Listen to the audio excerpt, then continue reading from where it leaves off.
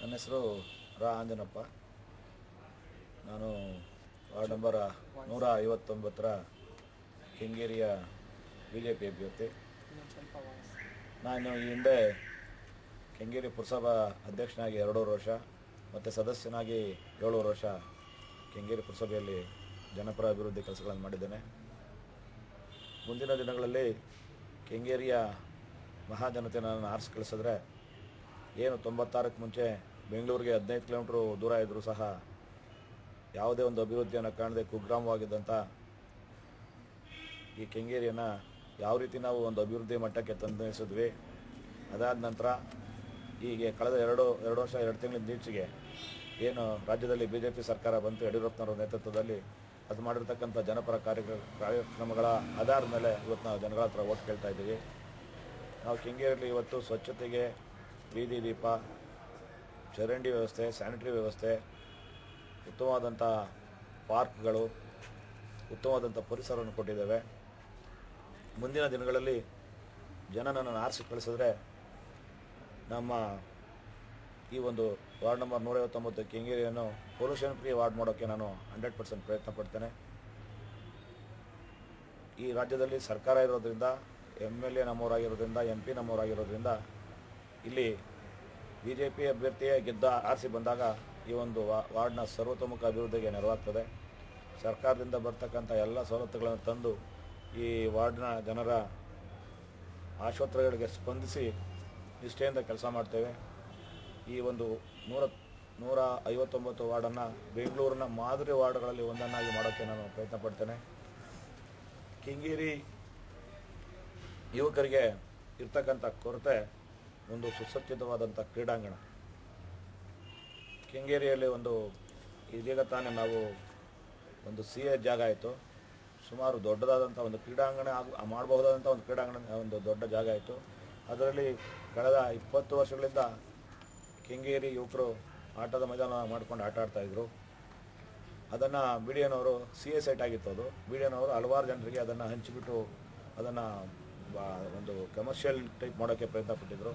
ಅಂಥ ಸಂದರ್ಭದಲ್ಲಿ ಅದನ್ನು ನಮಗೆ ಕಿವಿಗೆ ಬಿದ್ದಾಗ ಕೆಂಗೇರಿ ಯುವಕರಿಗೆ ಕ್ರೀಡಾಂಗಣದ ಅವಶ್ಯಕತೆ ಇದ್ದಿದ್ದರಿಂದ ನಾವು ನಮ್ಮ ಹಾಲಿ ಇರ್ತಕ್ಕಂಥ ಯಶವಂತಪುರ ಕ್ಷೇತ್ರದ ಶಾಸಕಿ ಶ್ರೀಮತಿ ಶೋಭಾ ಕರಂದ್ಲಾಜೆಯವರ ಲೀಡರ್ಶಿಪ್ನಲ್ಲಿ ಹೋರಾಡಿ ಮುಖ್ಯಮಂತ್ರಿಗಳ ಬಳಿಗೆ ನಿಯೋಗ ಹೋಗಿ ಆ ಜಾಗವನ್ನು ಕ್ರೀಡಾಂಗಣಕ್ಕೆ ಮೀಸಲಿಟ್ಟಿದ್ದೇವೆ.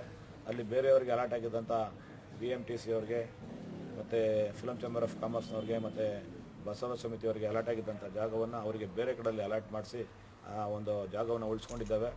ಮುಂದಿನ ಕೆಲವೇ ವರ್ಷಗಳಲ್ಲಿ ಅಲ್ಲಿ ಒಂದು ಸುಸಜ್ಜಿತವಾದಂಥ ಕ್ರೀಡಾಂಗಣ ನಿರ್ಮಾಣ ಮಾಡೋದು, ಅದರ ಮೂಲಕ ಕೆಂಗೇರಿಯ ಯುವಕರಿಗೆ ಒಂದು ಸುಸಜ್ಜಿತವಾದಂಥ ಆಟದ ಮೈದಾನವನ್ನು ಕೊಡೋದು ನಮ್ಮ ಗುರಿಯಾಗಿದೆ.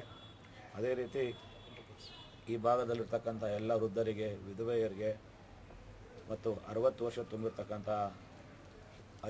ಅಜ್ಜಂದರಿಗೆ ಸರ್ಕಾರದಿಂದ ಬರ್ತಕ್ಕಂಥ ಮಾಶಾಸನ ಇರ್ಬೋದು, ಸಂಧ್ಯಾ ಸುರಕ್ಷಾ ಯೋಜನೆ ಇರ್ಬೋದು, ವಿಧವಾ ವೇತನ ಇರ್ಬೋದು, ಮತ್ತು ಬಡತನದ ರೇಖೆಗಿಂತ ಕೆಳಗಿರ್ತಕ್ಕಂಥ ಮಕ್ಕಳಿಗೆ ಹೆಣ್ಣುಮಕ್ಕಳು ಹೆರಿಗೆ ಆದಂಥ ಹೆಣ್ಮಕ್ಳು ಡೆಲಿವರಿ ಆದಾಗ ಹುಟ್ಟಿದಂಥ ಹೆಣ್ಮಕ್ಳಿಗೆ ಸರ್ಕಾರ ಕೊಡ್ತಕ್ಕಂಥ ಭಾಗ್ಯಲಕ್ಷ್ಮಿ ಯೋಜನೆ ಇರ್ಬೋದು, ಹೆರಿಗೆ ಕಿಟ್ ಇರ್ಬೋದು, ಬಡ ಮಕ್ಕಳಿಗೆ ಸೈಕಲ್ ಕೊಡೋ ಯೋಜನೆ ಇರ್ಬೋದು, ಇಂಥ ಹಲವಾರು ಯೋಜನೆಗಳಿರ್ತಕ್ಕಂಥ ಏನು ಸ್ವಾತಂತ್ರ್ಯ ಬಂದ ನಂತರ 67 ವರ್ಷಗಳಲ್ಲಿ ಯಾರೂ ಮಾಡದೇ ಇದ್ದಂಥ ಒಂದು ಕೆಲಸವನ್ನು ಯಡಿಯೂರಪ್ಪ ಸರ್ಕಾರ ಮಾಡ್ತಾ ಇದೆ. ಹಲವಾರು ಯಶಸ್ವಿ ಯೋಜನೆಗಳನ್ನು ಕಾರ್ಯರೂಪಗೊಳಿಸಿದ್ದಾರೆ. ಆ ಎಲ್ಲ ಯೋಜನೆಗಳನ್ನ ತಂದು ನಮ್ಮ ವಾರ್ಡ್ ನಂಬರ್ 159 ಕೆಂಗೇರಿಯ ಸಾರ್ವಜನಿಕರಿಗೆ ಮುಟ್ಟಿಸುವಂಥ ಒಂದು ಮಹತ್ತರವಾದ ಕಾರ್ಯ ಮಾಡಬೇಕು ಅಂತ ನಾನು ನಿಶ್ಚಯ ಮಾಡಿದ್ದೇನೆ. ಮತ್ತು ನಾನು ವಾರ್ಡ್ ನಂಬರ್ 159ರ ಕೆಂಗೇರಿ ವಾರ್ಡ್ನ ಸುಶಿಕ್ಷಿತ ಮತದಾರರಲ್ಲಿ ನಾನು ವಿನಂತಿ ಮಾಡ್ಕೊಳ್ಳೋದಿಷ್ಟೇ. ಪ್ರತಿಯೊಬ್ಬರು ಮತದಾನ ಮಾಡಿದ್ರೆ, ತಪ್ಪದೇ ಮತದಾನ ಮಾಡಿದ್ರೆ, ಒಬ್ಬ ಒಳ್ಳೆಯ ಅಭ್ಯರ್ಥಿಯನ್ನು ಸುಶಿಕ್ಷಿತರು ಹೆಚ್ಚಾಗಿ, ವಿದ್ಯಾವಂತರು ಹೆಚ್ಚಾಗಿ ಮತದಾನ ಮಾಡಿದಾಗ ಮಾತ್ರ ಒಬ್ಬ ಒಳ್ಳೆಯ ಅಭ್ಯರ್ಥಿಯನ್ನು ಗೆಲ್ಲಿಸೋಕ್ಕೆ ಸಾಧ್ಯ ಆಗೋದು. ಆದ್ದರಿಂದ ನಾನು ವಿದ್ಯಾವಂತರಲ್ಲಿ, ಸರ್ಕಾರಿ ನೌಕರರಲ್ಲಿ ವಿನಂತಿ ಮಾಡ್ಕೊಳ್ಳೋದಿಷ್ಟೇ. ಭಾನುವಾರ ಒಂದು ಅವಕಾಶ ಸಿಕ್ತು, ರಜಾ ಇದೆ. ಪ್ರತಿ ವಾರದಂತೆ ಈ ವಾರವೂ ಭಾನುವಾರ ಬರ್ತದೆ. ಆದರೆ ಈ ಭಾನುವಾರ 28ನೇ ಭಾನುವಾರ ವಿಶೇಷವಾದ ದಿನ. ನಿಮ್ಮ ಈ ಭಾಗದ BBMP ಚುನಾವಣೆಯಲ್ಲಿ ಒಬ್ಬ ಒಳ್ಳೆಯ ಅಭ್ಯರ್ಥಿಯನ್ನು ಆಯ್ಕೆ ಮಾಡ್ಕೊಳಕ್ಕೆ ನಿಮಗೆ ಒಂದು ಸೂಕ್ತವಾದ ದಿನ. ಆದ್ದರಿಂದ ಪ್ರತಿಯೊಬ್ಬ ವಿದ್ಯಾವಂತ ನಾಗರಿಕರು, ಪ್ರಜ್ಞಾವಂತ ನಾಗರಿಕರು ತಪ್ಪದೇ ಮತದಾನ ಮಾಡಬೇಕು. ಆಗ ಮತದಾನ ಮಾಡಿದಾಗ ಮಾತ್ರ ಒಬ್ಬ ಒಳ್ಳೆಯ ಅಭ್ಯರ್ಥಿಯನ್ನು ಗೆಲ್ಸ್ಕೊಳಕ್ಕೆ ಸಾಧ್ಯ. ಆದ್ದರಿಂದ ಪ್ರತಿಯೊಬ್ಬರು ಮತದಾನ ಮಾಡಿ.